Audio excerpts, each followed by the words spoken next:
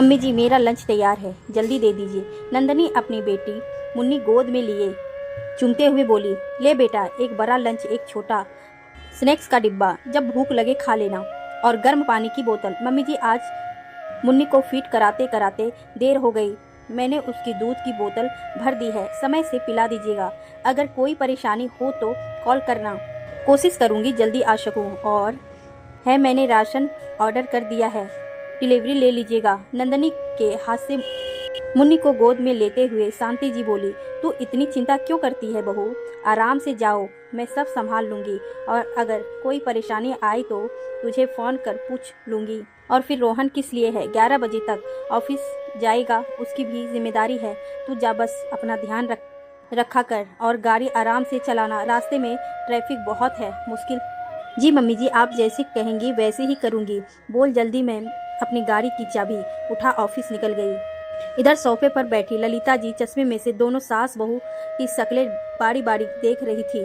फिर बहू के जाने के बाद चाय की प्याली से सुरका लेती हुई अपनी भाभी शांति जी से बोला, अब बस भी करो, सुबह से देख रही हूँ एक टांग पर नाच रही हो, बहू पोती इन्हीं की परवाह करे जा रही हो। मेरा मतलब है, उम्र हो गई है भाभी तुम्हारी, थोड़ा परवाह अपनी भी कर लिया करो। आखिर कब तक बहू की सेवा में लगी रहोगी, उससे भी थोड़ी सेवा करा लिया करो। बहू सिर्फ देखने के लिए लाई हो क्या? ललिता जी जब तक चार कड़वी बातें ना सुना ले तब तक उनका खाना कहाँ पचता है। शांति जी अपना नाम स्वरूप बड़ी शांति से अपनी ननद की बात टालते हुए बोली, दीदी आज आपके पसंद के पालक के पकौड़े बना रही हूँ, 2 मिनट रुको, अभी लाई। सही बात बोल दी, इससे बचने के लिए बहाने ढूंढ रही हो? जब बात ना बनी तो बोले ले जा रही थी। शांति जी फटाफट पालक के पकौड़े बना लाई। फिर दोनों ननद भाभी ने मिलकर पकौड़े का लुत्फ उठाया।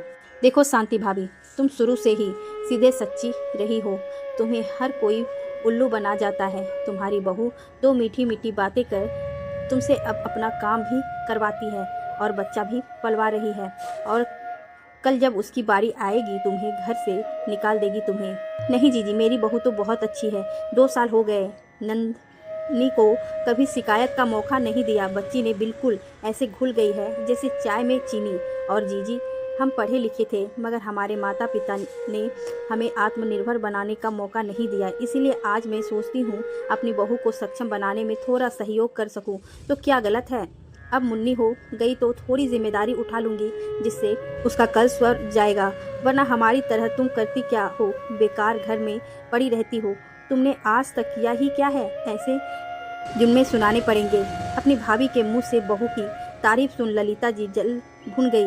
उन्हें लगा ऐसे बात नहीं बनेगी, घर में आग लगानी है तो 4 बातें और सिखानी पड़ेगी। भाभी बहू तुम्हारा इस्तेमाल कर रही है, अभी मीठी बातें इसीलिए कर रही है क्योंकि बच्चा पालवाना है। बच्चा बड़ा हो जाएगा तो तुम्हें पूछेगा भी नहीं, तुम और बूढ़ी हो जाओगी। तभी कहती हूँ अभी से बहू को रसोई पकड़ा दो। ये 4 पैसे के चक्कर में वो तो बाहर मजे कर रही है और तुम रसोई में सर जाओगी। ऑफिस जाने वाली औरतें मीटिंग के नाम पर पार्टियां करती है, जब घर में कोई मिल जाए तो घूमने निकल जाती है, काम के नाम पर देर से घर आती है। 4 दिन से देख रही हूँ, सारा दिन मुन्नी की पोटी सुसु डायपर सब तुम देख रही हो, दूध पिलाती हो जैसे तैसे, मुन्नी सोती है तुम रसोई में खाना बनाती रहती हो, जब उठ जाती है उसकी सेवा में लगी रहती हो, दोपहर में कमर सीधे तक नहीं कर पाती। मैंने देखा रात में भी तुम्हारी गोद में ही उसे सुकून मिलता है। अब जब माँ की गोद कुछ घंटे मिलेगी और तुम्हारी गोद पूरा दिन, वो बच्ची तुम्हारी आदी हो जाएगी, फिर तुम चाहकर भी उससे अलग नहीं हो पाओगी। यही तो चाहती है तुम्हारी सीधी सच्ची बहू की बच्चे माँ से लगाव ना रखे, दिन भर दादी का खून पिए। धीरे धीरे जब बड़ी होकर तुम्हारे सिर पर नाचा करेगी, स्कूल जाने में अभी 4 साल लगेंगे उसे, तब तक तुम्हें अधमरा करके लेगी ये माँ बेटी तुम्हें। इतने दिन से ललिता जी का रेडियो बहू के खिलाफ अपनी भाभी के कान भरने में लगा था। कहते हैं ना, बार बार पानी पड़े तो पत्थर पर भी निशान पड़ जाते हैं, वही हुआ। शांति जी भी अब ललिता जी की बातों में आने लगी।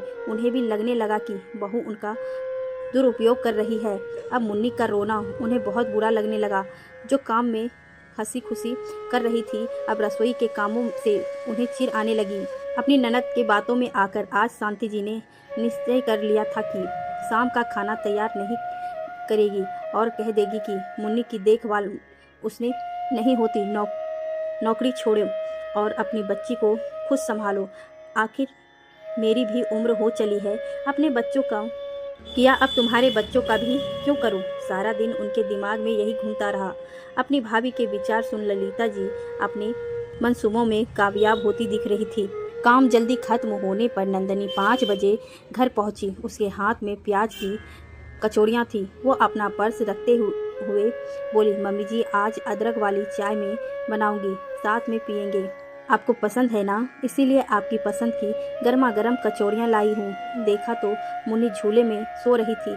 उसको फुचकार जल्दी से हाथ मुंह धोकर कपड़े बदल रसोई में पहुँचा जी तो बना लाई। डाइनिंग टेबल पर तीनों बैठे चाय नाश्ता करने लगी। तभी नंदनी बोली, मम्मी जी आज मैं बहुत खुश हूँ, मुझे प्रमोशन मिला है जिसका पूरा श्रेय आपको जाता है। अपने 6 महीने की छुट्टी के बाद मुझे नौकरी पर जाने का हौसला दिया। पीछे से मुन्नी की जरा भी फिक्र ना करूं, ऐसा कहा। आप ही की वजह से आज मुझे तरक्की मिली है। मुझे पता है मम्मी जी आप घर और मुन्नी में बहुत परेशान हो जाती हैं और अब सर्दियां भी आ रही हैं तो मैंने मुन्नी के लिए एजेंसी से एक आया का इंतजाम किया है। अरे बेटा, लेकिन हम अपनी पोती को गैर के हाथों में नहीं सौंपूंगी, ना जाने क्या करेगी उसके साथ, कहीं मार पीट दिया तो। मम्मी जी आप बिल्कुल चिंता ना करें, उसका इंटरव्यू मैंने ले लिया है, वो बहुत अच्छी है। साथ में आप उसका पूरा नेटवर्क करेगी। आप मुन्नी का सारा काम वो संभालेगी, आप बस आराम से बैठे बैठे देखेंगे। साथ में मुन्नी के सोने पर वो रसोई में खाना बना दिया करेगी। अब आप दादी पोती दोनों आराम करेंगे। घर के दूसरे कामों के लिए काम वाली तो है ही, मगर ये चंपा मुन्नी का पूरा ध्यान रखेगी। चाय नाश्ता खत्म होते ही नंदनी ने सारे बर्तन बटोरते हुए बोली, शाम को मेथी के पराठे और आलू मटर की तेरी वाली सब्जी बनाऊंगी, आपको और बुआ जी को पसंद है ना, बोल रसोई में रखने चली गई। तब शांति जी बोली, देखा दीदी मैंने कहा था ना मेरी बहू सबसे अलग है, वह स्वार्थी नहीं, मेरे बारे में भी सोचती है। देखो आपने सुना ना उसने मेरे लिए क्या किया और उसकी तरक्की का कारण मैं हूँ। सच में मैं बहुत खुश हूँ। गुजरे कल से जो शिकायतें थी अब मैं सब भूलना चाहती हूँ। आज अपनी बहू के साथ अपना कल सुनहरा बनाना चाहती हूँ। कोई कुछ भी कहता रहे, मगर मेरा कल आज और कल सब सुधर गया। पास में बैठी ललिता जी के पास अब बोलने को कुछ बचा ही नहीं था। वो सास बहू में फूट डालना चाहती थी। यहाँ तो घर इतने प्यार सहयोग अपनेपन से जुड़ गया था जैसे अबुआ सीमेंट में बन गया हो, जिसे तोड़ने के इरादे अब उन्हें छोड़ देने चाहिए थे।